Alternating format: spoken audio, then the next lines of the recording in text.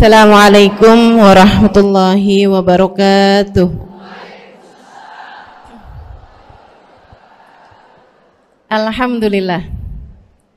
Wassalatu wassalamu ala Rasulillah Muhammad ibn Abdillah wa ala alihi wa sahbihi wa man walah.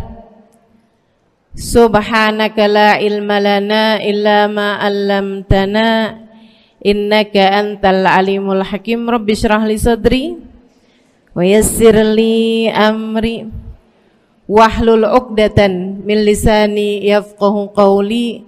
Amma ba'du.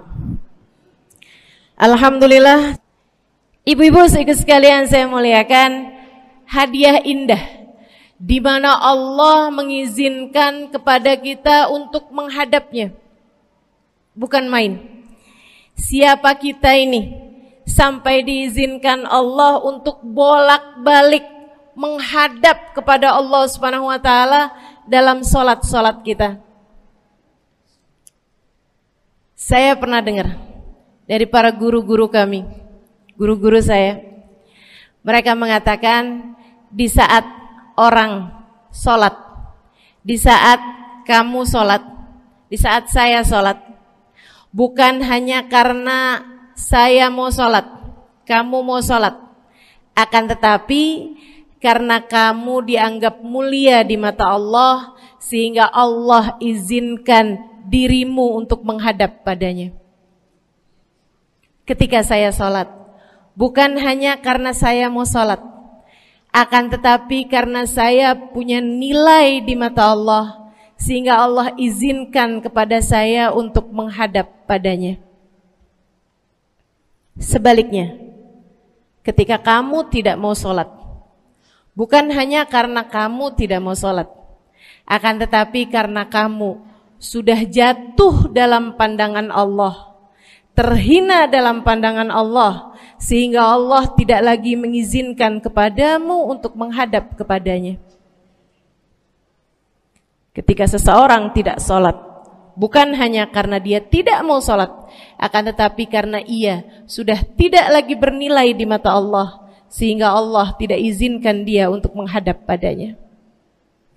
Teman-teman, saudariku sekalian yang saya muliakan, kalau bicara tentang sholat nih teman-teman, ada 4 tingkatan, ada 4 kelas. Untuk kamu melihat sholatmu sudah ada di kelas yang mana? Kalau saya boleh bilang kelas teratasnya nih kelas bisnis, oke lah ya. Kelas bawahnya lagi kelas atasnya kelas eksklusif ya, kelas eksekutif. Terus bawahnya lagi kelas bisnis, bawahnya lagi kelas, tapi ada 4 kelas, bawahnya lagi kelas gerbong. Nggak naik dalam kereta nih ya. Kelas yang paling bawah kita bahas nih, kelas gerbong nih. Kayaknya naik di atasnya nih ya, gerbongnya.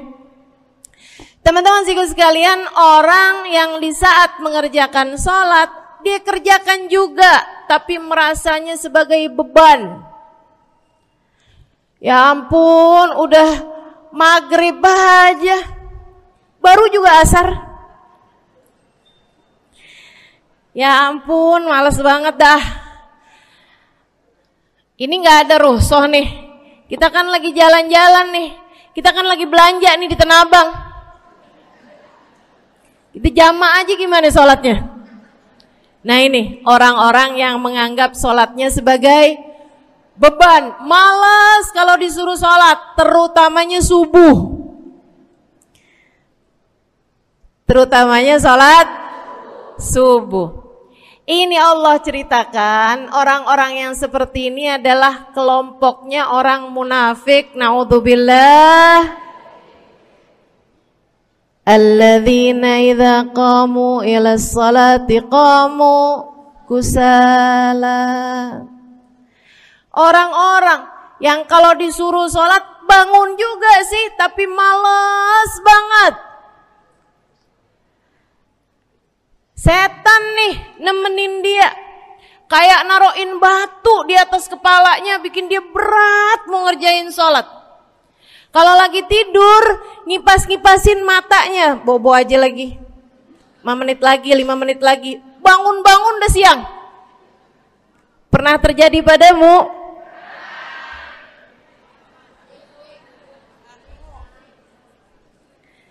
Jemur kunut. Bu, yang dijemur tuh jemuran aja, cucian aja. Jangan sampai jemur kunut. Kunutnya dijemur ya. Ketika ada seseorang yang disampaikan kepada Nabi Muhammad bahwasanya orang itu tidak bangun kecuali sesudah azan subuh, artinya enggak tahajud, artinya enggak bangun di sepertiga malam terakhir, bangunnya sesudah azan subuh. Nabi mengatakan padanya tentang orang itu, Nabi bilang pada para sahabatnya, inna syaitan bala fi udhunih. Itu adalah orang yang telinganya dikencingin sama setan. Pada pernah dikencingin setan?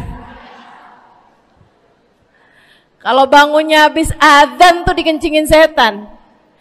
Kalau bangunnya udah terbit matahari dikencingin siapa kira-kira? Insyaallah. Teman-teman saudariku sekalian yang saya muliakan, alladzina idza qamu ila salati qamu kusala, malas bener kalau diajakin salat, sampai sebagian salatnya dikerjakan keluar dari waktunya. Yang seperti ini masuk dalam firman Allah Subhanahu wa taala, a'udzubillahi minasyaitonir rajim, fawailul lil musallin alladzina an salatihim sahun. Fawailul lil musallin alladzina hum an salatihim sahun. Celaka orang-orang yang salat. Kenapa kok orang salat celaka ya Allah? Sebab mereka an salatihim sahun, melalaikan salat mereka. Apa maksudnya melalaikan? Imam Sayyidina Ibnu Abbas dalam salah satu tafsir beliau mengatakan alladzina yuakhiruna an waqtiha au yuqaddimuha ila ghairi waqtiha. Orang-orang yang mengakhirkan salat sampai keluar dari waktunya atau memajukannya sebelum waktunya. Mau pergi ke Tanah Abang nih, jam 11. Ntar kita ribet nih urusan sholat duhur. Dah sholatin sekarang aja. Ini orang-orang yang fawailul lil musallin. Bu, sesibuk apapun dirimu, jangan pernah ninggal sholat. Bu, lagi ngerjain perkara penting apapun kamu, jangan pernah mengakhirkan sholat. Jangan pernah mengeluarkan sholat dari waktunya. Kenapa gitu? Karena bu, sholat itu urusanmu sama Allah. Gak ada yang lebih penting daripada itu.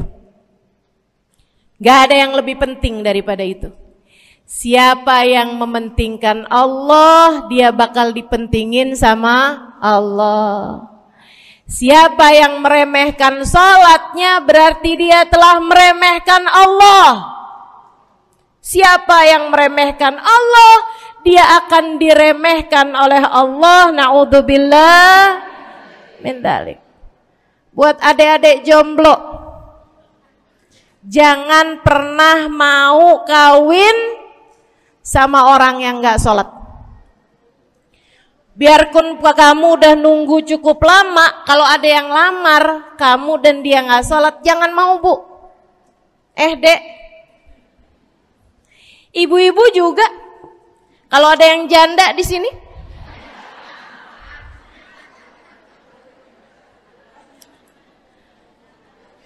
terus ada yang lamar kamu, Walaupun di garasinya ada kijang,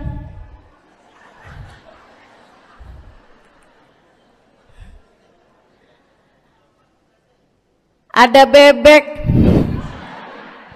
motor maksudnya ya, datang melamar kamu, jangan terima. Orang yang gak sholat, kamu jangan mau jadi istrinya. Kenapa? Saya kasih tahu ya, Allah aja dia tinggalin, apalagi kamu.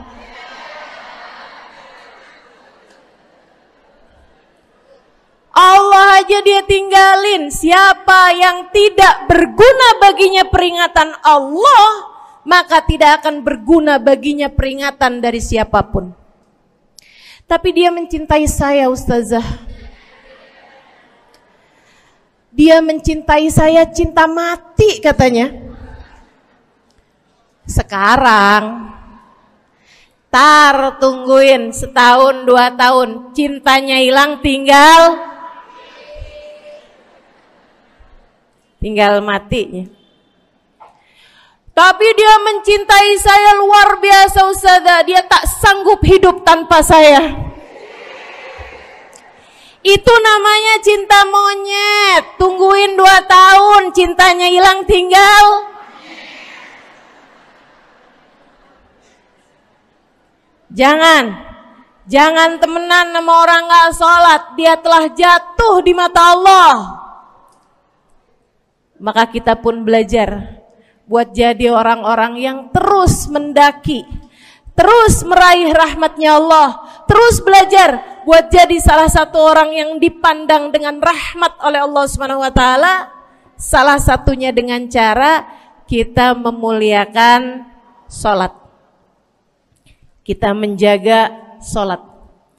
Jagain sholatnya, jangan masuk kelompok orang yang tadi itu sholatnya menjadi beban.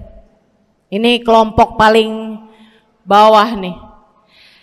Naik ke kelas ekonomi. Tadi begitu ya? Kelas ekonomi, orang-orang yang sholatnya menjadi sebuah kewajiban.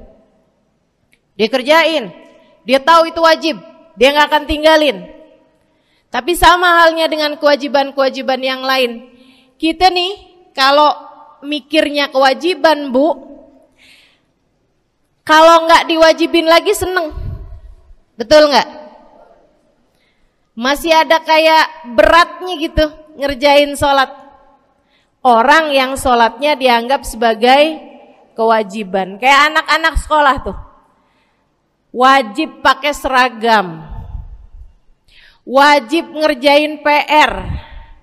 Kalau satu hari, besok enggak wajib pakai seragam. Ada nggak ya pakai seragam? Nggak ada. Nggak ada yang besoknya dia pakai seragam. Terus tanyain, kenapa kamu tetap pakai seragam? Abisnya saya suka sama seragamnya. Nggak ada. Karena mereka menganggap pakai seragamnya adalah kewajiban. Sekolahnya sebagai kewajiban. Jadi giliran besok libur anak-anak, hore gitu. Ada orang-orang yang sholatnya dianggap sebagai kewajiban. Nggak ada yang nambah kalau kewajiban tuh. Sholat sunnah boro-boro. Sholat wajib aja kalau bisa dibikin sesingkat mungkin akan dilaksanakan dengan cara yang sesingkat-singkatnya.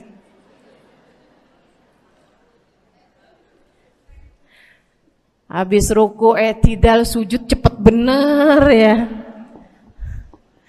Malaikat raqib sama malaikat atid nih udah tahu aja kalau dia sholat. Habis ghairil maghdubi alaihim waladdallin. Malaikat atid bilang sama malaikat raqib, kulhu, catat kulhu udah pasti.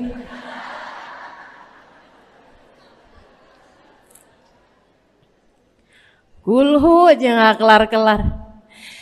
Teman-teman saudaraku sekalian yang saya muliakan, sholatnya dianggap sebagai sebuah kewajiban. Nggak nambah dengan sunnah, namanya wajib.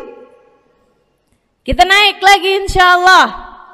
Sholatnya kita naikkan dari yang kewajiban kita naik menjadi kelas bisnis, sholatnya sebagai sebuah kebutuhan.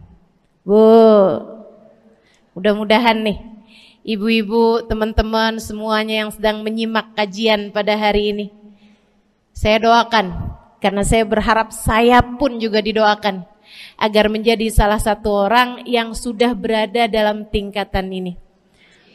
Sholat kita tahu adalah kebutuhan kita.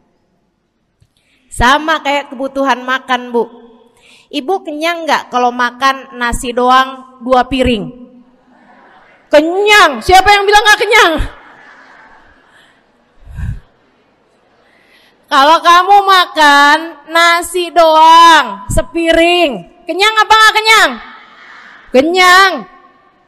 Akan tetapi pasti ibu-ibu mau nambah dah. Nambah apaan? Lauk.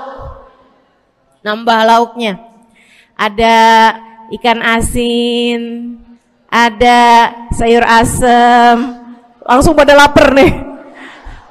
Ada sambal, Masya Allah, ada tempe goreng.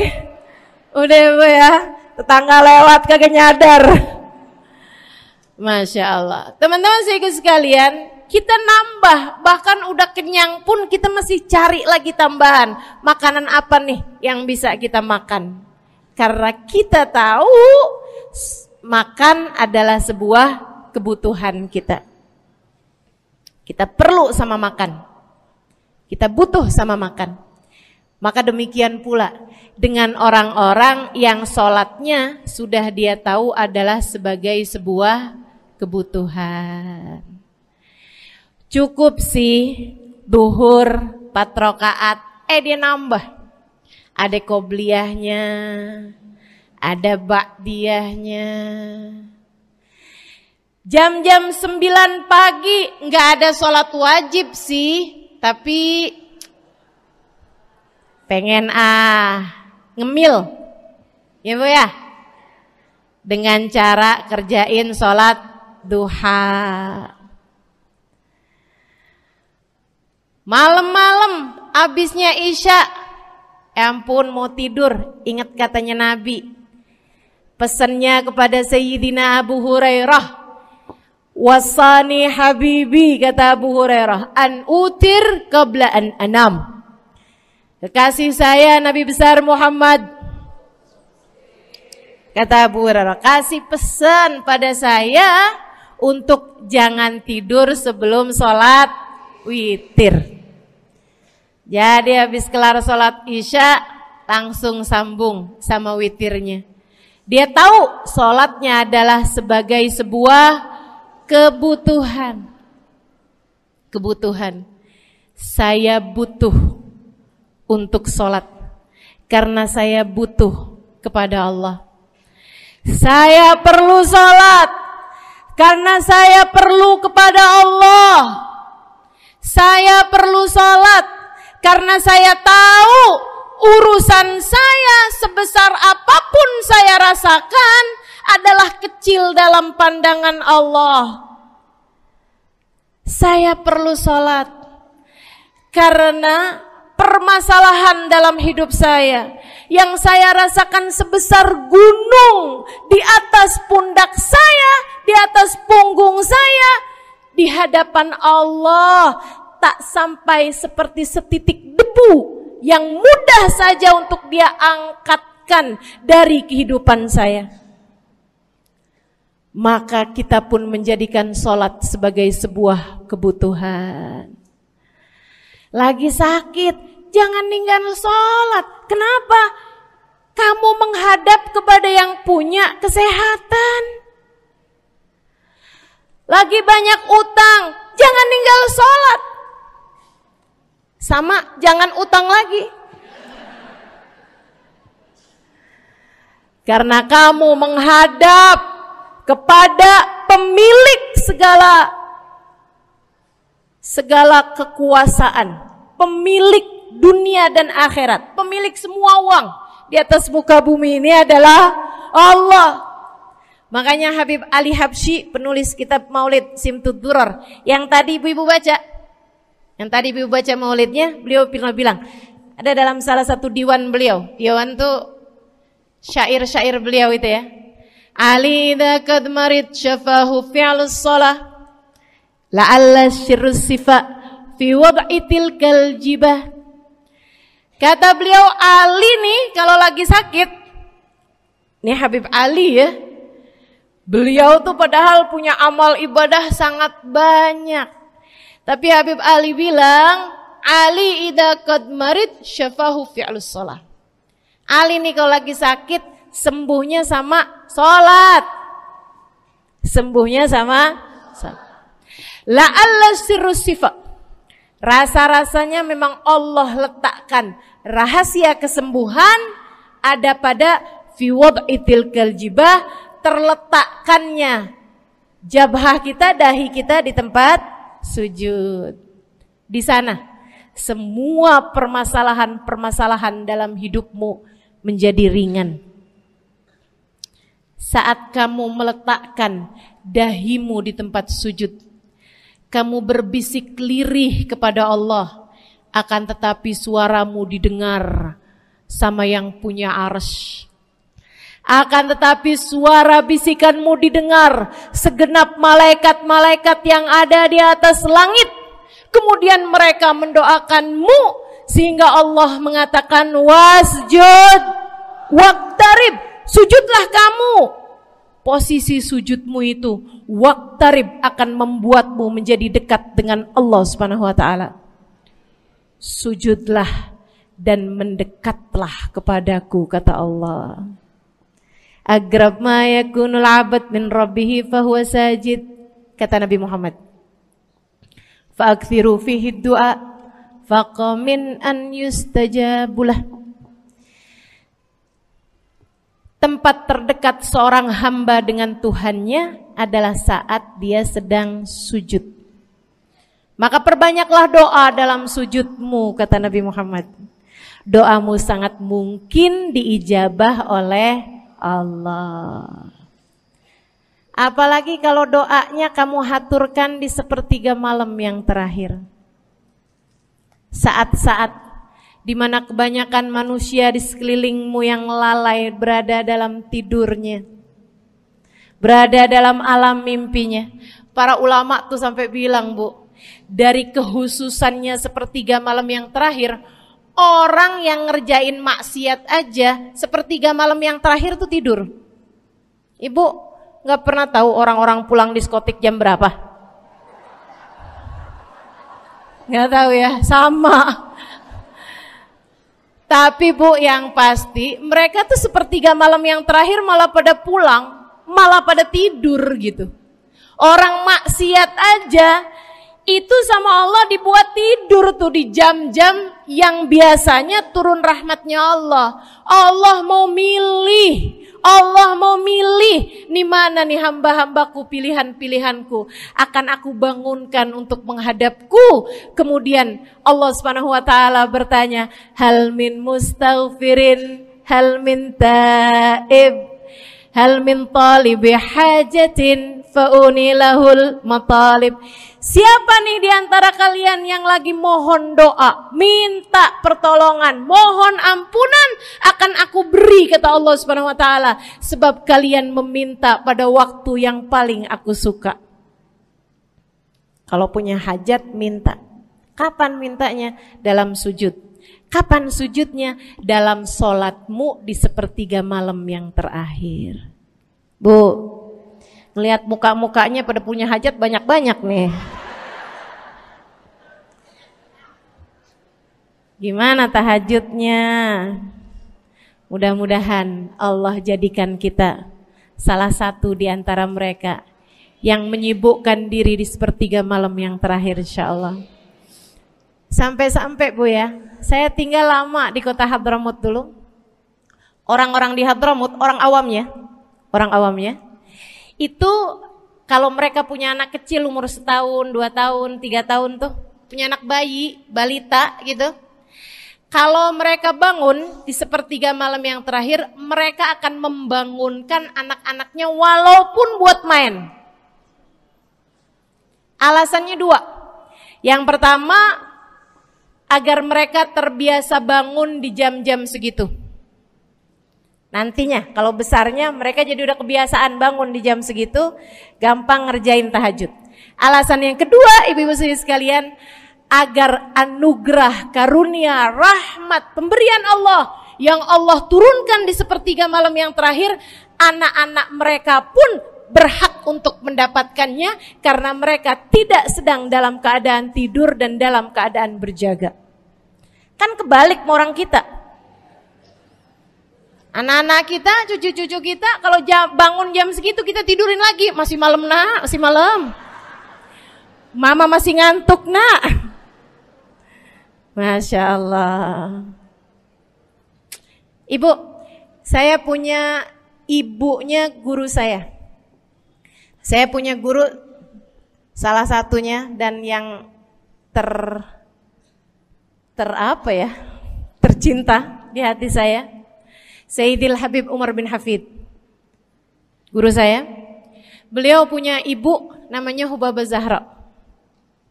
Almarhumah, baru meninggal masa-masa deket pandemi. Ya Bu ya, baru aja beberapa tahun silam meninggalnya. Itu ibu-ibu sekalian punya anak kalau nggak salah 12. Kalau nggak salah 12 anak beliau. Laki-laki 5. Kalau saya nggak salah ya, mohon maaf kalau saya salah. Kemudian yang perempuan 7. Semuanya soleh-solehah. Semuanya Bu, jadi orang-orang yang luar biasa, yang terutamanya anak yang pertama yaitu Habib Ali Masyhur jadi mufti pada zamannya di Kota Tarim. Sampai wafatnya beliau masih sebagai mufti. Mufti itu Bu, permasalahannya umat semuanya ada di meja beliau untuk beliau selesaikan. Anak yang laki-laki yang paling kecil, Al Habib Umar bin Hafid, menjadi kita tahu semuanya ya, orang soleh, ulama, waliullah. Ibu-ibu sekalian, kita mau tahu nih, anak-anak soleh-solehah semacam itu ibunya kayak gimana gitu. Karena Bu, mohon maaf. Walaupun memang Nabi Nuh, nabinya udah soleh, anaknya nggak soleh. Kan begitu ya? Ada juga sih, tapi secara mayoritasnya Bu, buah jatuhnya tak jauh dari emaknya begitu, anaknya kurang lebih begitu. Anaknya begitu, emaknya biar kita nggak lihat, kita udah bisa ngebayangin kayak apa orangnya. Ibu-ibu sekalian, nih anak-anaknya Hubabah Zahra, Masya Allah semuanya. Kita mau tahu ibunya kayak gimana. Satu cerita aja tentang Hubabah Zahra. Ibu-ibu sekalian, anaknya cerita, Hubabah Zahra, Umi, anak perempuannya, dia bilang seumur hidupnya nggak pernah ninggal tahajud. Bu, dari awal balik sampai meninggal, tidak pernah meninggalkan tahajud. Jauh banget ya? Sama siapa? Tahajud semalam, seminggu libur. Kelakuan siapa itu? Hubabah Zahra gak pernah ninggal tahajud kecuali satu malam. Satu malam itu beliau tuh lagi ada hajat besar, maksudnya lagi kayak ada acara pernikahan, kemudian beliau juga kelelahan, kecapean, baru tidurnya juga jam-jam 2, jam-jam mau jelang pagi Bu ya. Kelewatan tahajud. Bangun pas azan subuh. Ibu, beliau bangun dengan gemeteran. Beliau bangun dengan menggigil padahal nggak musim dingin. Beliau bangun, azan, innalillah wa inna ilaihi rajiun. Azan, astagfirullah, ya Allah, astagfirullah, azan, ya Allah, ampuni Zahra ya Allah, ampuni Zahra ya Allah. Anaknya cerita, hari itu aku tidak pernah melihat ibuku berlelehan air mata sepanjang hari lebih daripada hari tersebut. Hari itu kami melihat ada seorang perempuan berlelehan air mata beristighfar memohon ampun kepada Allah karena satu malam dalam hidupnya beliau meninggalkan tahajudnya, teman-teman. Masya Allah, Masya Allah. Tiap kali makan ingat gitu, ya ampun tadi malam gak tahajud, samihni ya Rab, samihni ya Rab, sampai gak enak makan. Insya Allah, insya Allah. Mudah-mudahan Allah jadikan keagungan sholat ada dalam hati kita. Sholat kita jadi kebutuhan. Insya naik tingkat eksekutif, teman-teman. Tadi saya ulangin lagi dah, karena ibu-ibu kan suka rada lupaan. Kelas yang paling bawah, kelas apa tadi? Gerbong. Menjadikan sholatnya sebagai beban. Kelas berikutnya menjadikan sholat sebagai kewajiban. Naik lagi menjadikan sholat sebagai kebutuhan. Tingkat terakhirnya ada hamba-hamba tercinta di sisi Allah yang menjadikan sholat mereka sebagai sebuah hiburan dalam hidupnya, hobi dalam hidupnya. Diawali, dicontohkan oleh baginda kita Nabi besar Muhammad yang mengatakan dalam hadis sahihnya, wa ju'ilat qurratu aini fis shalah, wa ju'ilat qurratu aini fis shalah. Dijadikan, kata Nabi Muhammad, Allah telah menjadikan, dijadikan li untukku qurrat aini, kesenanganku dalam kehidupan, kebahagiaanku ada pada, hobiku ada pada as-shalah, salat. Nabi itu orang yang kesenangan beliau, hobi beliau adalah salat. Kana idza faza'ahu amrun aladha ila shalah. Kata para sahabat meriwayatkan, Nabi kalau lagi dengar kabar-kabar yang gak enak, segera menuju kepada sholat. Nabi kalau udah ada kabar-kabar Rasul pasukan kita terkalahkan di medan peperangan, Nabi ngelihat Bilal. Kemudian Nabi Muhammad nanya, udah dekat waktu sholat Bilal? Sebentar lagi Rasul, arihni bihaya Bilal, arihni bihaya Bilal. Yuk Bilal, santaikan diri saya Bilal, tolong hibur diri saya Bilal. Segera azan dan kita akan sholat bersama-sama wahai Bilal. Kesenangan beliau, hobi beliau dalam sholat, dalam hidup adalah sholat. Teman-teman saya sekalian, bukan hanya Nabi Muhammad, tapi para sahabat-sahabat Nabi Muhammad, tapi para tabi'in, para tabi'it tabi'in. Saudaraku sekalian saya muliakan, Sayyidina Umar bin Khattab alaihi ridwanullah, kana idza ja'ahu hal, apabila beliau dalam keadaan hatinya lagi khusyuk, hatinya lagi nyambung banget sama Allah Subhanahu wa taala, kalau mau sholat sunnah manggil orang. Beliau sholat dalam masjid, ada orang mau sholat sunnah, ada orang lagi baca Quran dipanggil sama beliau. Kamu saya bayar ya, kamu duduk sebelah sini saya nih, baca Qurannya deketan saya sini, kamu saya bayar. Buat apaan wahai Sayyidina Umar? Buat negur saya, ngingetin saya lagi sholat nih. Oh gak usah dibayar Tuan. Yaudah kalau gitu kamu duduknya sebelah sini ya. Tugas saya apa Tuan? Kalau kamu lihat saya sholat berdirinya kelamaan, ingetin saya buat ruku. Kalau kamu lihat ruku saya kelamaan gak bangun-bangun, ingetin saya buat bangun. Kalau kamu lihat sujud saya kelamaan, ingetin saya buat duduk. Karena saya sekarang ini kalau lagi berdiri baca Al-Quran, lupa buat ruku.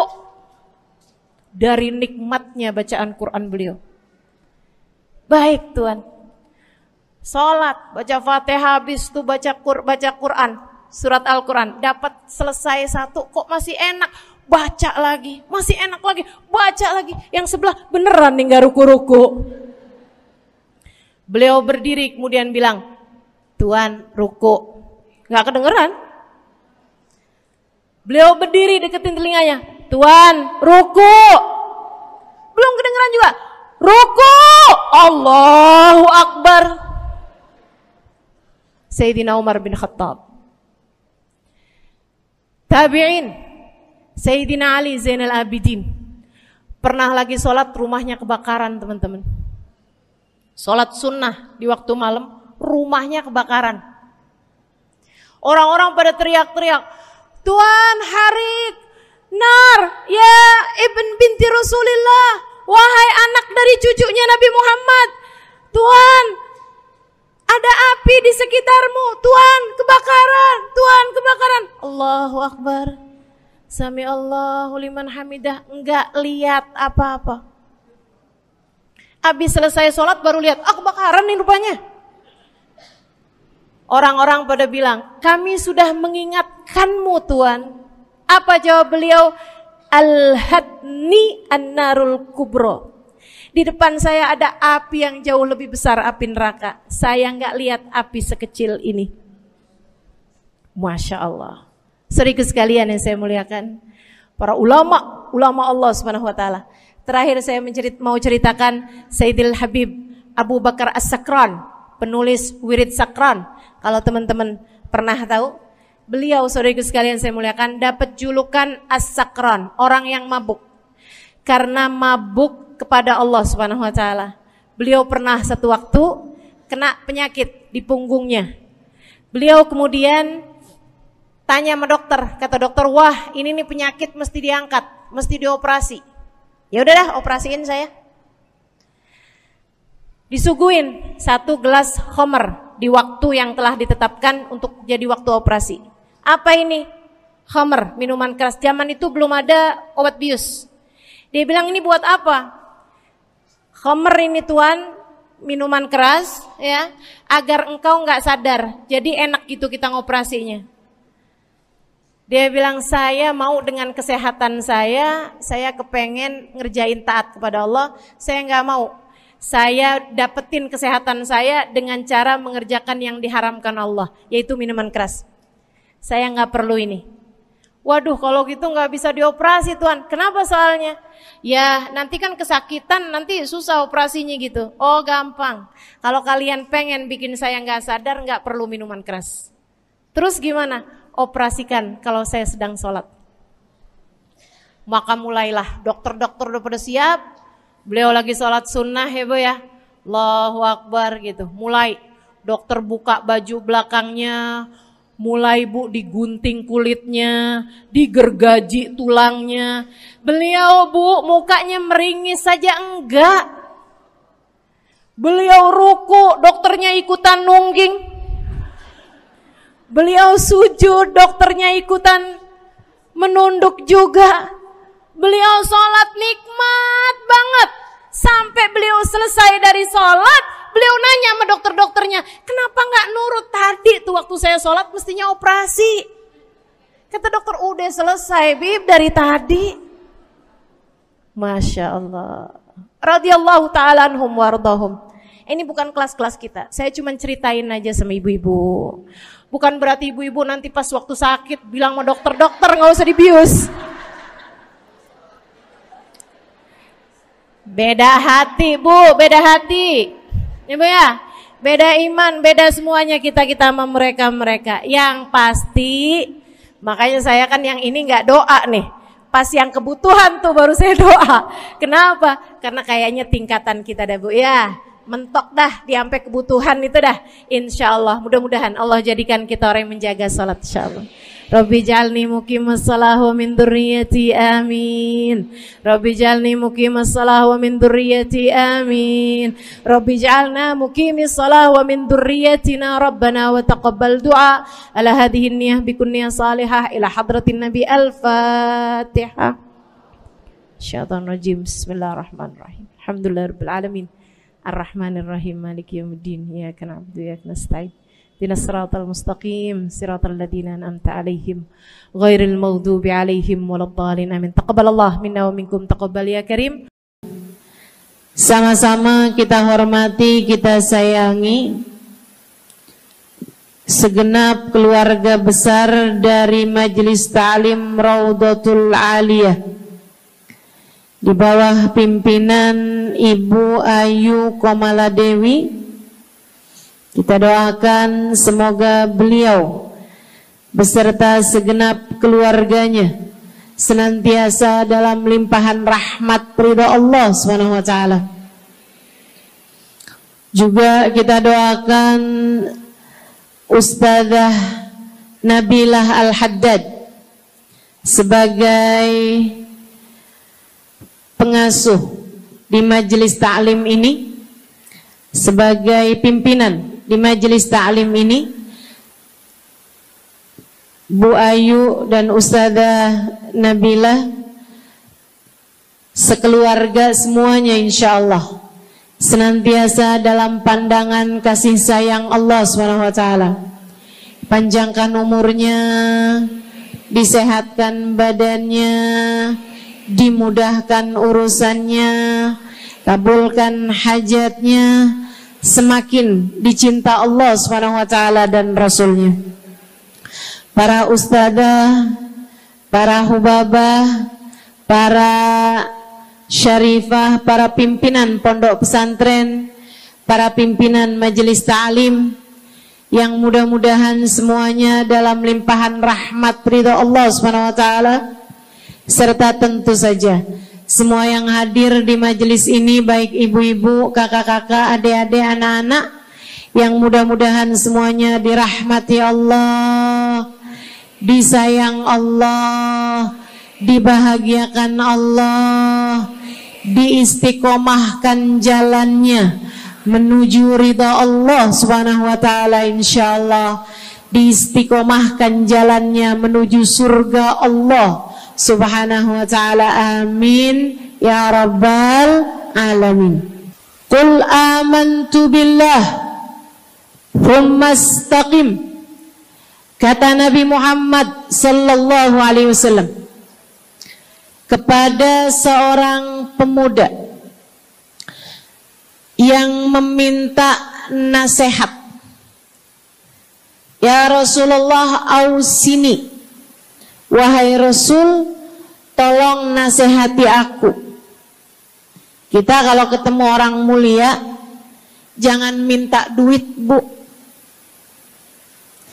Kita kalau datang ketemu sama orang-orang yang kita tahu doanya mustajab, sangat soleh, hidupnya baik, apalagi jika dia adalah kekasih-kekasih Allah Subhanahu wa taala. Kamu kalau berjumpa dengan ulama, jangan minta sesuatu yang duniawi. Tirulah para sahabat ketika berjumpa dengan Nabi Muhammad. Biasanya mereka meminta satu dari dua hal. Yang pertama, mereka minta doa. Ida'ili ya Rasulullah, doakan aku wahai Rasul. Ibu juga gitu. Kalau ketemu sama ulama, ketemu orang soleh, ketemu kiai, ketemu habib yang kita tahu doanya mustajab, bertemu hubabah, mintalah doa. Tapi jangan hanya sekedar urusan doa duniawi, Bu. Doa duniawi itu yang gimana, Ustazah? Doa yang kalau diijabah nggak akan manfaat begitu kamu masuk dalam alam kubur. Itu namanya doa duniawi. Ustazah, doakan saya biar saya cepat kebeli rumah. Bu, kalau mati rumahnya dibawa gak? Ustazah, doakan saya kepengen beli HP baru. Dibawa gak HP-nya? Enggak. Itu namanya doa duniawi. Ustazah, Doakan biar suami saya tambah cinta.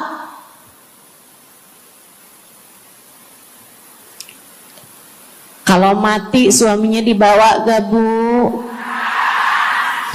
Walaupun kamu mau, dia gak bakalan mau Bu. Sesuatu yang sifatnya duniawi.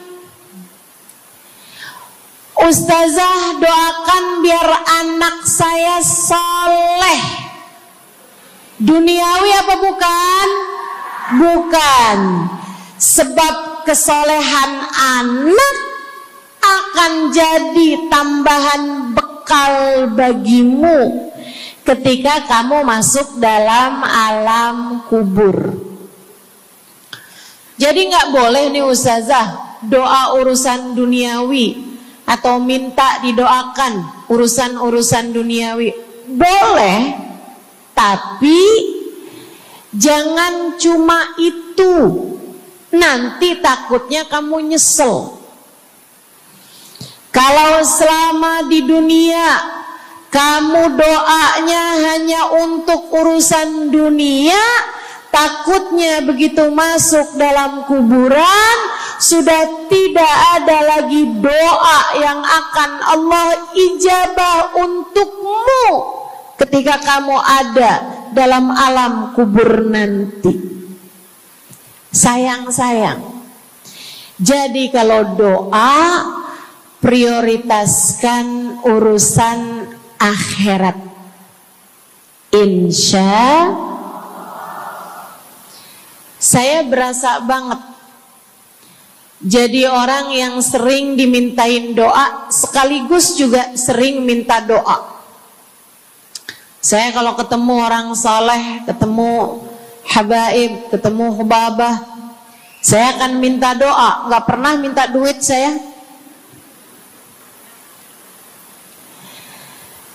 Ida'ili ya hubabah, ida'ili ya habib. Serius sekalian, sebagai orang yang sering juga dimintain doa, ustazah doakan saya. Banyak tuh. Saya merasakan perbedaannya saat saya ada di Tarim sama ketika saya sudah pulang dan kembali ke negeri ini. Waktu saya di Tarim, orang kalau minta doa sama saya, usik berdoa, tolong ya doain saya. Saya suka tanya, doa apa? Selalu aja, hampir semuanya mengatakan hal yang sama. Ida'ili bihusnil khatimah. Doakan saya biar husnul khatimah. Begitu nyampe ke Indonesia, kalau ada orang bilang ustazah doain saya, biasanya lanjut tuh doanya, minta apa langsung dibilang, nggak pakai tanya. Ustazah doain saya biar utang cepat lunas. Ustazah doain saya biar cepat dapat jodoh. Ustazah doain saya biar jadi orang kaya. Ustazah doain saya biar suami nggak mendua. Ya Allah, ternyata kebanyakan orang kita kalau minta doa seringnya urusan duniawi. Bukan berarti nggak boleh, boleh aja sih. Cuman takutnya begitu kamu mati nyesel kalau semua doamu selama ini adalah sesuatu yang tidak ikut kamu bawa ketika kamu mati. Kalau kita lihat para sahabat ketika mereka berjumpa dengan Nabi Muhammad, selalu saja banyak di antara mereka yang minta doa. Nabi pernah tanya, doanya apa? Macem-macem jawaban para sahabat. Ada yang begini, Harithah menjawab, ida'ili an yarzuqani Allah asyhada fi sabilih. Rasul, doakan saya biar saya dikaruniai mati syahid di jalan Allah. Ada lagi yang lain doanya, ya Rasulullah, id'ili an yarzuqani Allah murafaqatan bika ya Rasulullah. Doakan biar saya nanti di masa sesudah kematian saya, di masa akhirat nanti, bisa mendampingimu wahai Rasulullah, bisa berjumpa denganmu wahai Rasul, bisa ada dalam rombonganmu wahai Rasulullah. Doa-doa yang sangat ukhrawi, doa-doa yang sangat akhirat, karena mereka sudah faham tujuan hidup sesungguhnya adalah mencari ridha Allah Subhanahu wa ta'ala. Tujuan hidup sesungguhnya adalah bergerak menuju surga Allah Subhanahu wa ta'ala. Tujuan hidup sesungguhnya adalah berpulang kepada Allah dalam keadaan Allah ridha kepada kita. Sahabat tuh minta didoakan, sama yang kedua minta nasihat. Kita juga nyontoh, kalau ketemu orang soleh, kalau ketemu ulama, kalau ketemu habaib, ketemu kiai, ketemu bunyai, ketemu hubabah, ketemu ustadzah, ketemu ustadz, minta nasihat. Selain daripada minta doa, mintalah nasihat. Hal ini dicontohkan oleh para sahabat kepada Nabi Muhammad. Datang seorang pemuda berjumpa Nabi Muhammad sallallahu alaihi wasallam. Kemudian bertanya, ya Rasulullah, ausini, wahai Rasulullah, berikanlah nasihat kepadaku ini. Nabi Muhammad tersenyum, senang, bangga, karena mengerti bahwa umatnya faham apa yang harus diminta dari nabinya.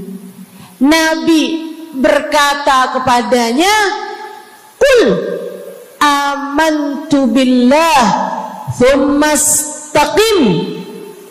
Kata Nabi Muhammad, ucapkanlah, aku beriman kepada Allah, kemudian istiqomahlah kamu di jalan Allah.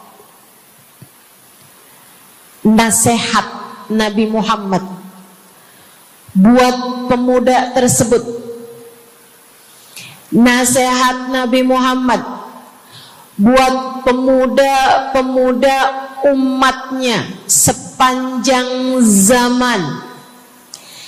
Nasihat Nabi Muhammad buat umatnya, baik yang muda maupun yang tua, baik laki-laki maupun perempuan, baik yang pintar maupun yang kurang pintar. Semua umatnya dinasehati sama Nabi Muhammad. Karenanya akan saya sampaikan hal ini kepadamu hari ini.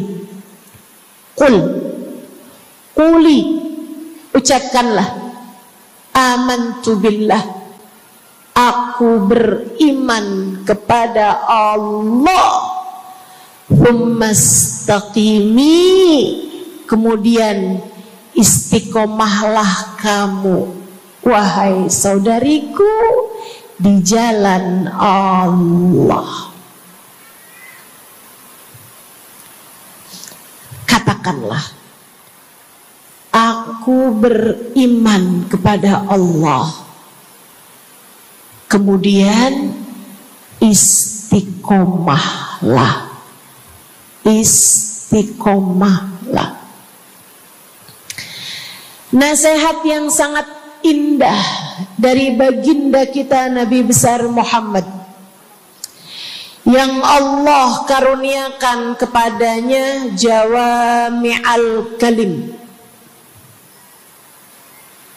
dapat selalu berbicara dengan kata-kata yang ringkas tapi padat.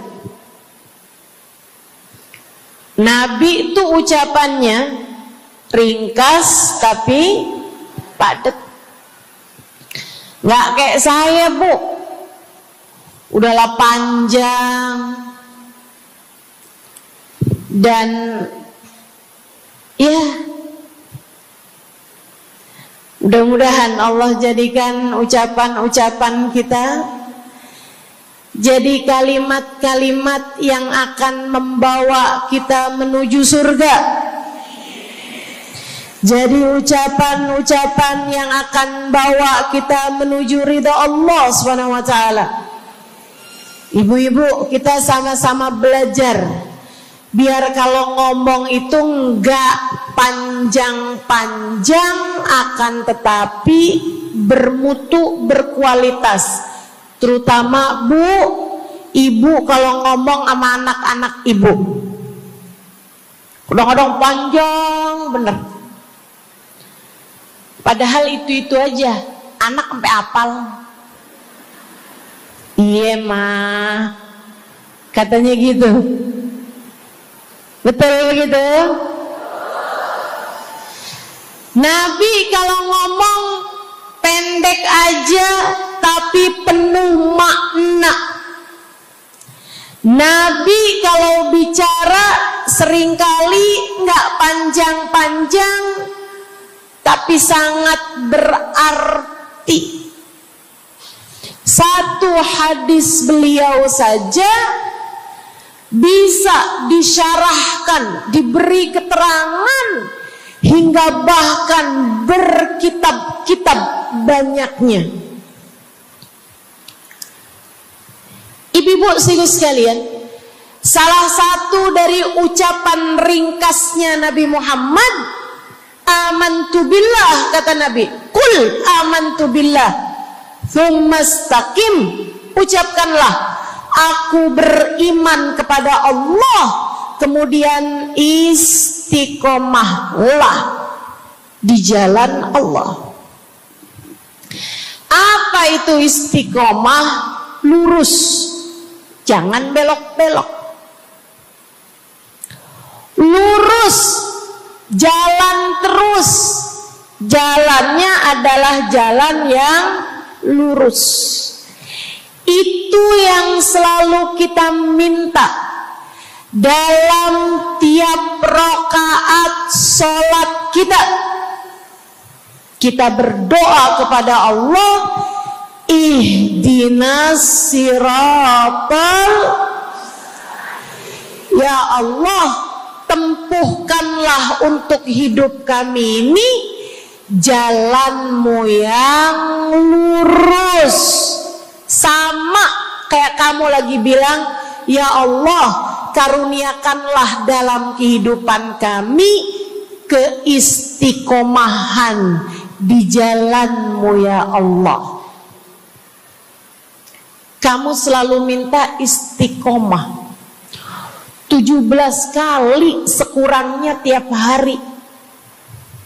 Betapa sangat pentingnya istiqomah ini, saudaraku sekalian. berada dalam jalan yang lurus. Saya mau bahas jalan lurus yang dimaksud ini apa aja. Satu, kamu harus lurus imannya. Amantu billah, aku beriman kepada Allah. Kata Nabi Muhammad sallallahu alaihi wasallam, qul amantu billah, ucapkanlah aku beriman kepada Allah. Maka istiqomah tersebut yang nomor satu adalah dalam urusan keimanan. Bu, Kak, Dek, Nak, yang lurus imanmu. Iman yang lurus tuh yang gimana, Ustazah? Iman yang lurus adalah memahami dua kalimat syahadat yang menjadi pintu gerbang keimananmu. Orang kalau masuk Islam, dia jadi orang yang beriman, dia mengucapkan kalimat syahadat. Apa itu? La ilaha illallah. Yang pertama. Yang kedua, Muhammad Rasulullah. Tidak ada Tuhan selain Allah.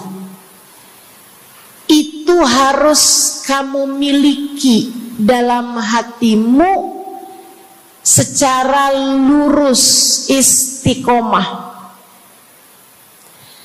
Enggak ada Tuhan selain Allah. Jangan hari ini Tuhannya Allah, besoknya Tuhannya duit. Apapun aja yang disuruh sama duit, yang ada duitnya, yang haram-haram pun diterjang. Lah kenapa begitu?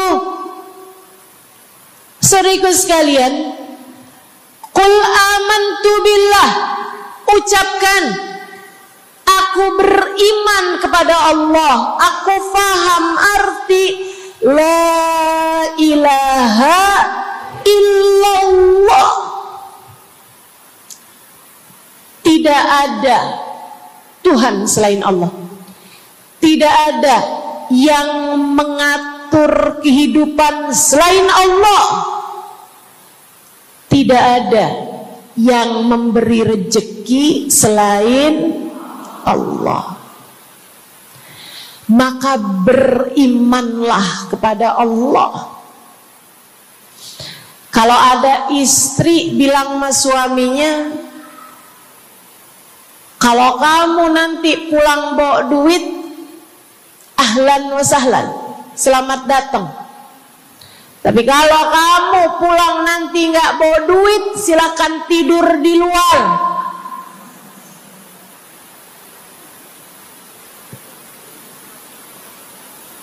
Kamu sepertinya kurang beriman. Kamu lupa bahwa pemberi rezeki bukan suamimu, melainkan yang ngasih rezeki itu cuma satu, Bu. Namanya bukan pekerjaan, bukan atasan, bukan pemerintah. Yang ngasih rezeki cuma Allah Subhanahu wa ta'ala. Maka berimanlah atas hal itu. Jangan nyalahin si ini, nyalahin si itu. Imanmu benerin. Imanmu benerin. Banyak orang saya liatin itu suka pada repot urusan rezeki. Banyak banget. Di dunia ini nih banyak yang suka repot urusan rezeki. ngejar dunia abis-abisan, ngejar duit segala macam cara, sampai omongannya nggak jadi omongan orang beriman. Waktu dibilangin jangan nyari rejeki yang haram, cari rejeki yang halal.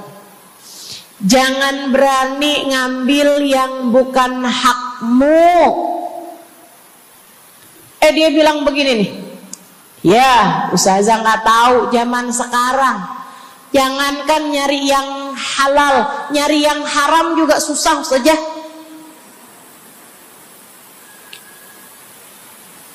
Itu omongan orang nggak beriman. Kamu mesti ngerti dulu, kalau yang kamu minta adalah urusan rezeki, dengerin. Kalau yang kamu minta urusan rezeki, kamu harus datang kepada alamatnya, yang sering kali membuat kamu setengah mati urusan rezekimu, sampai mau-maunya menghinakan diri, minta-minta sama orang, berharap dari orang. Seorang ibu berharap dari anaknya, seorang istri berharap dari suaminya. Saudariku sekalian, yang sering kali membuat kamu tersiksa urusan rezeki adalah karena kamu salah alamat. Kamu salah alamat.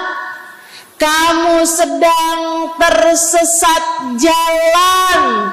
Kamu sedang salah arah. Makanya jadinya kemana-mana kamu nggak nemu. Orang alamatnya aja salah. Ini kalau kamu mau ke Kubah Mas, tapi kamu perginya ke Taman Mini, nyampe apa nggak nyampe?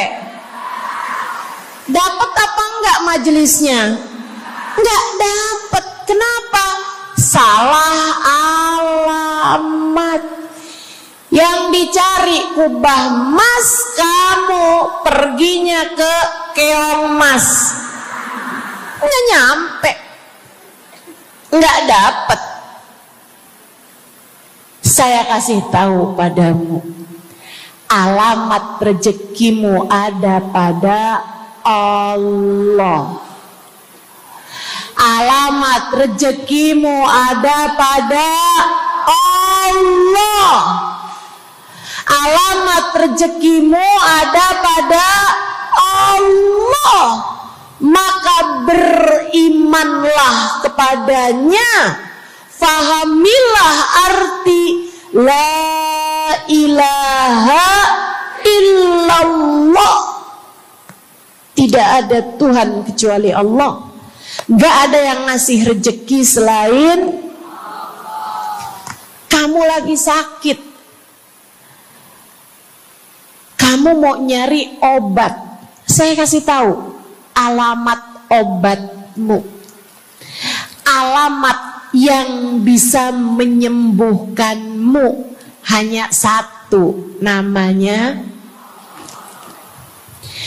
urusan rezeki. Allah sudah bilang, Huwar-Razzaq dzul quwwatil matin. Allah lah satu sang pemberi rezeki. Allah lah satu sang pemilik kekuatan sejati. Jadi kamu kalau mau nyari rezeki, datanglah ke alamatnya, datanglah kepada Allah. Kamu lagi mau nyari kesehatan, jangan salah alamat. Datanglah kepada sang pemilik kesehatan. Alamatnya yaitu Allah yang telah mengatakan, fa idza maridtu fa huwa yashfin. Katanya Nabi Allah Ibrahim, apabila saya sakit, maka hanya Allah lah yang maha menyembuhkan. Berarti nggak boleh pergi ke dokter gitu Ustazah? Silahkan pergi ke dokter, pergi ke apotik, datang kepada orang yang doanya mustajab, minta didoakan. Tapi semua hanyalah sebab, semua hanyalah wasilah. Sang penyembuh sejati adalah Allah. Saudariku sekalian yang saya muliakan, kalau kamu merasa saya lemah Ustazah, gak punya kekuatan, kalau kamu merasa saya bodoh Ustazah, saya tidak mengerti di mana alamat ilmu, di mana alamat pengetahuan.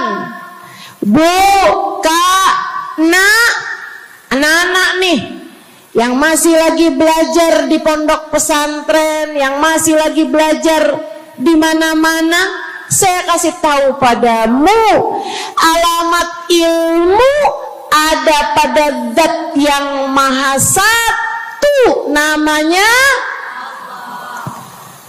Allamal insana malam ya'lam.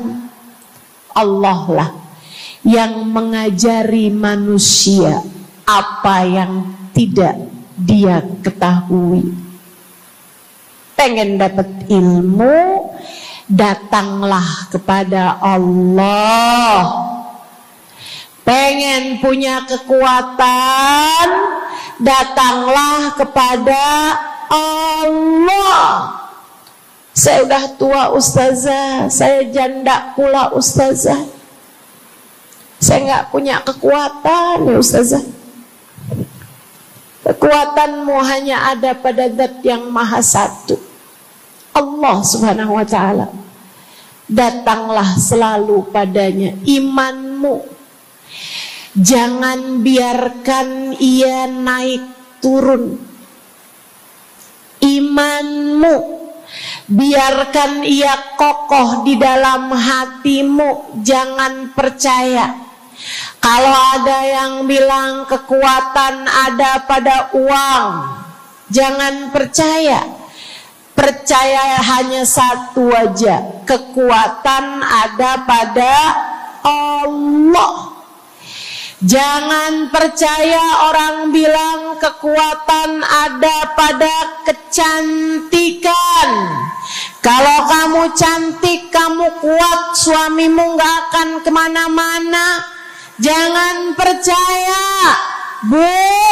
Percaya hanya satu aja, kekuatan ada pada Allah Subhanahu wa Ta'ala.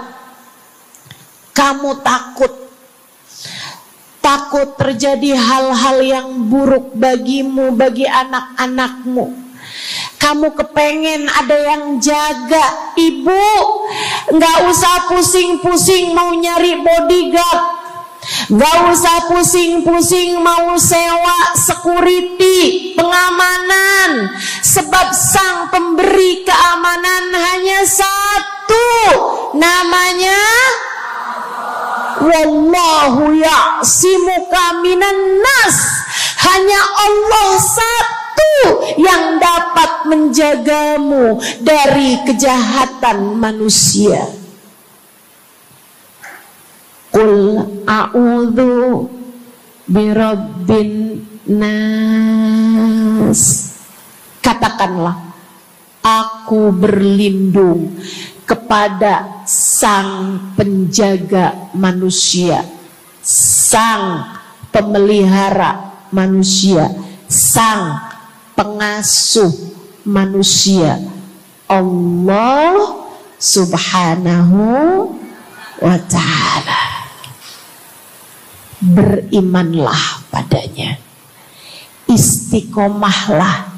Bu, gak ada yang bisa bikin orang meninggal selain Allah. Gak ada.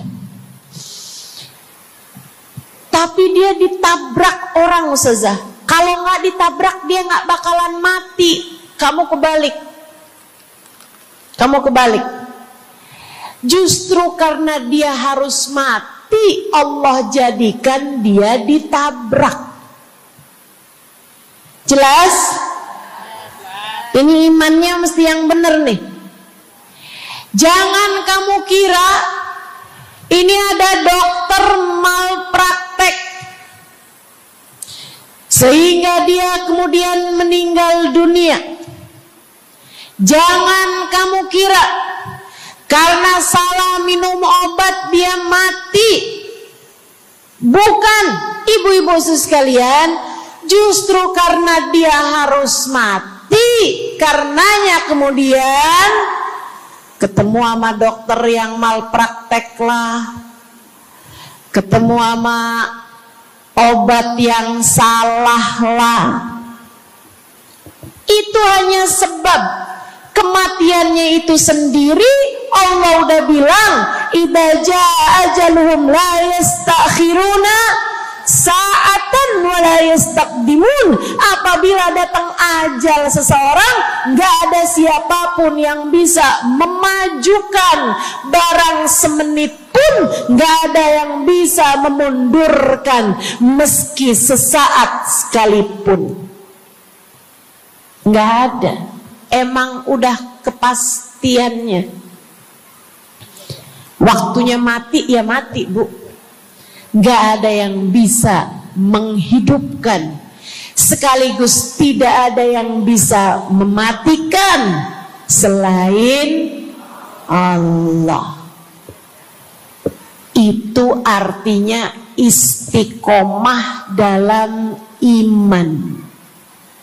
Tapi tunggu dulu, sebelum saya lanjutkan istiqomah yang lain.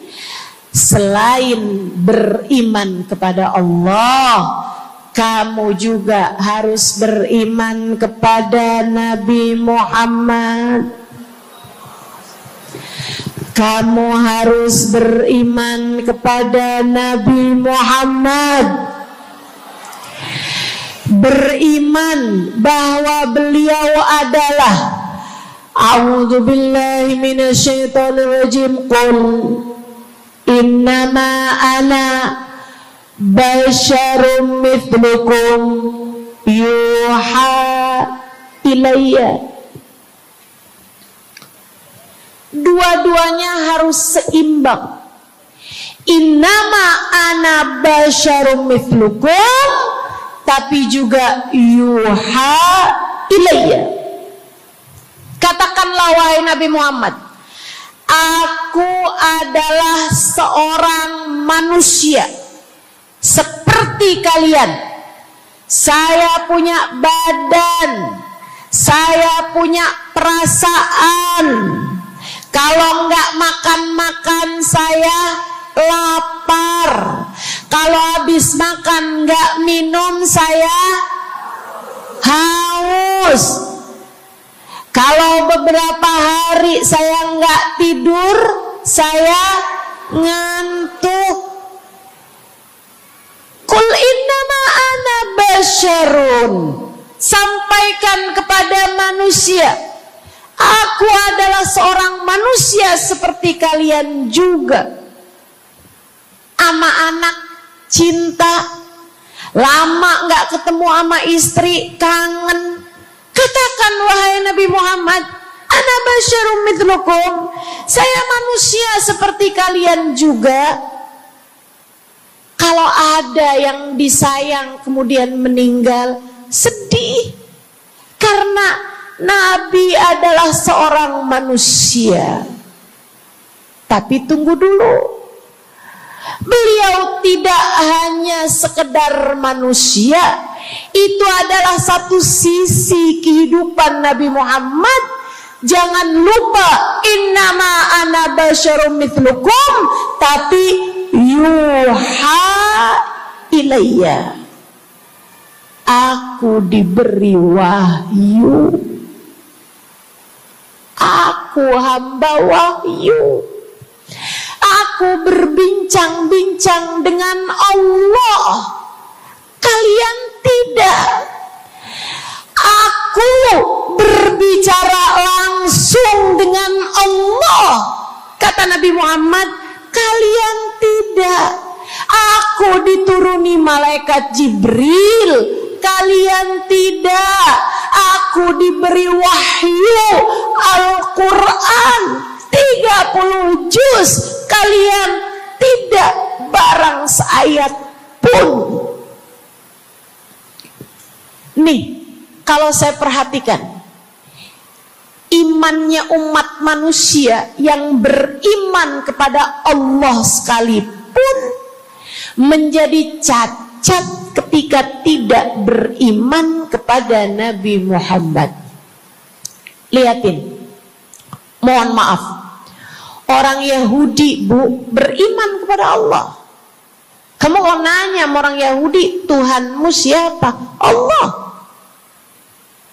Tapi mereka nggak beriman kepada Nabi Muhammad. Apakah mereka disebut orang yang beriman? Tidak. Orang Nasrani, apakah mereka beriman kepada Allah? Iya. Tapi apakah mereka beriman kepada Nabi Muhammad? Tidak. Apakah mereka beriman? Tidak. Bahkan umat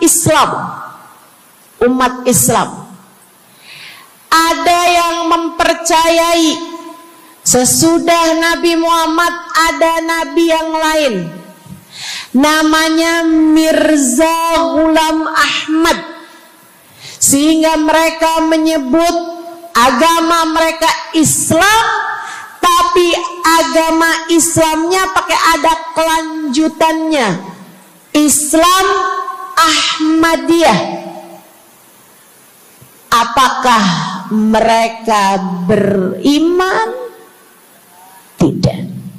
Sebab syarat iman selain la ilaha illallah juga ada Muhammad Rasulullah. Bahkan, Bu, ada banyak di antara kita orang-orang yang iman kepada Allah luar biasa, tapi kalau urusan kepada Nabi Muhammad, kalau lagi diceritain Isra Mi'raj, dia bilang Nabi Muhammad tuh nggak usahlah segitu amat diperayakan Isra Mi'rajnya. Nabi Muhammad tuh Isra Mi'raj cuman sekedar ruhnya aja, badannya nggak pakai Isra Mi'raj. Jadi Nabi itu orang ngelihatnya kayak tidur aja, ruhnya aja yang melayang-layang. Isra Mi'raj bener, tapi ruhnya aja, badannya nggak pakai pergi. Jadi kalian nggak usah berlebih-lebihan sama Isra Mi'raj. Oh, kenapa gitu? Kamu nggak percaya sama Isra Mi'raj, sama badan-badannya Nabi sekalian? Kamu nggak percaya, kenapa? Ya karena itu nggak masuk akal. Manusia kan nggak bisa kayak gitu. Nabi Muhammad kan manusia.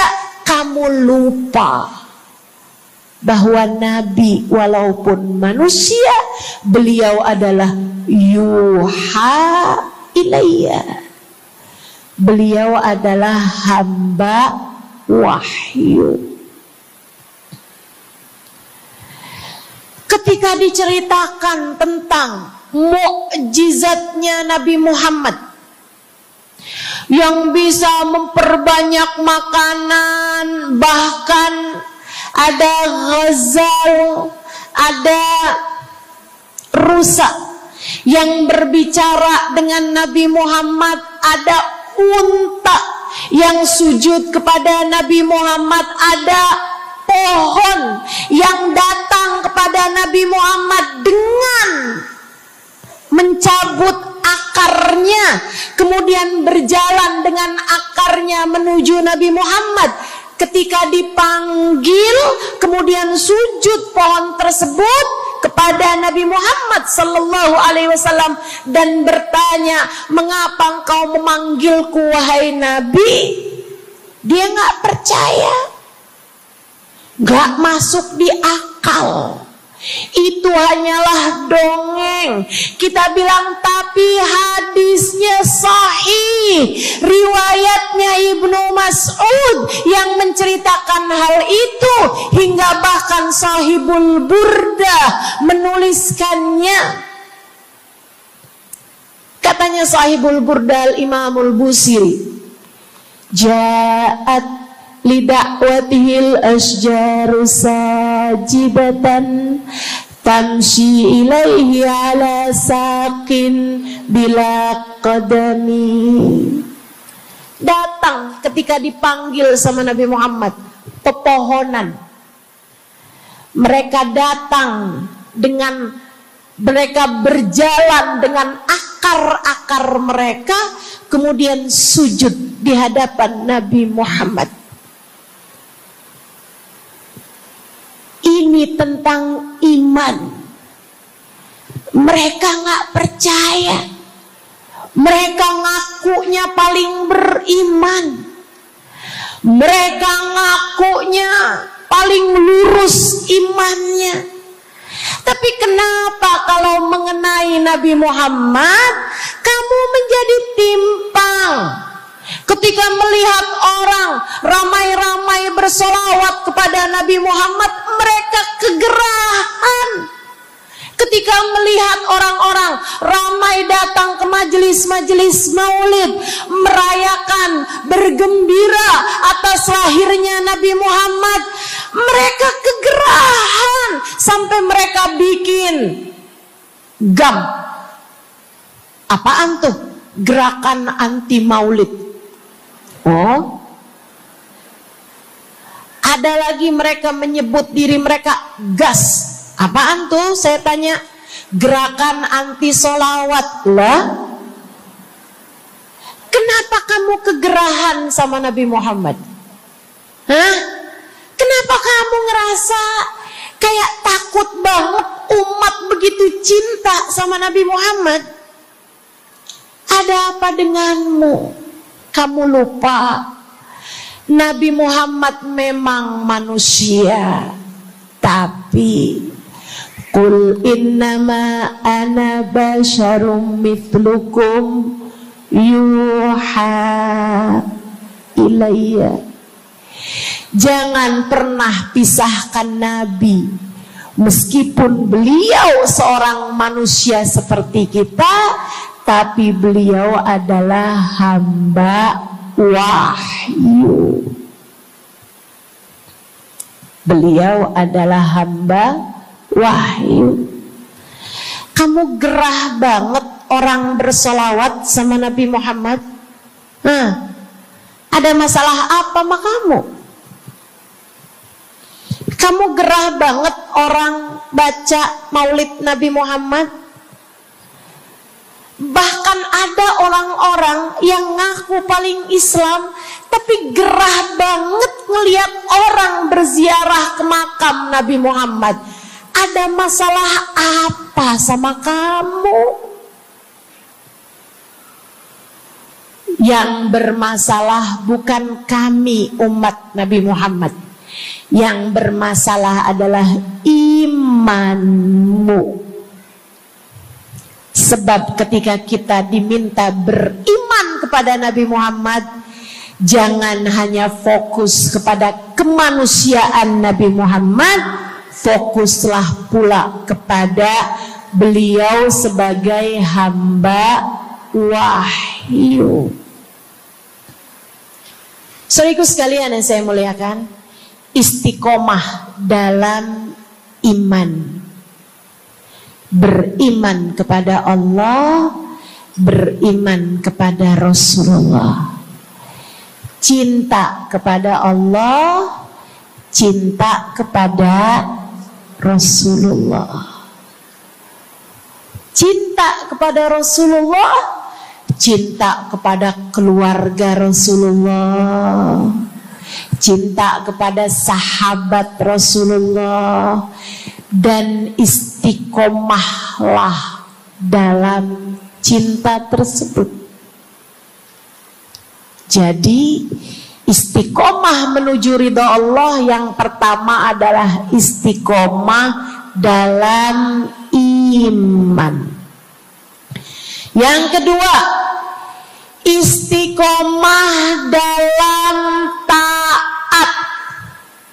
Bu, Kak, istiqomah dalam taat. Kamu disuruh sholat,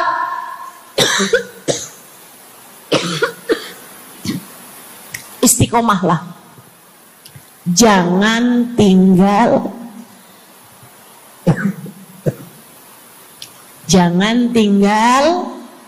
sholat.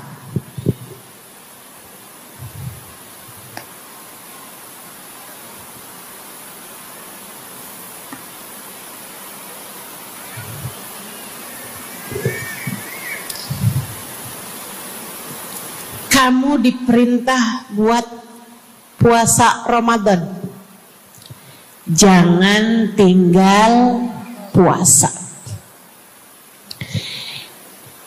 Yang kemarin puasanya bolong karena menstruasi, karena haid,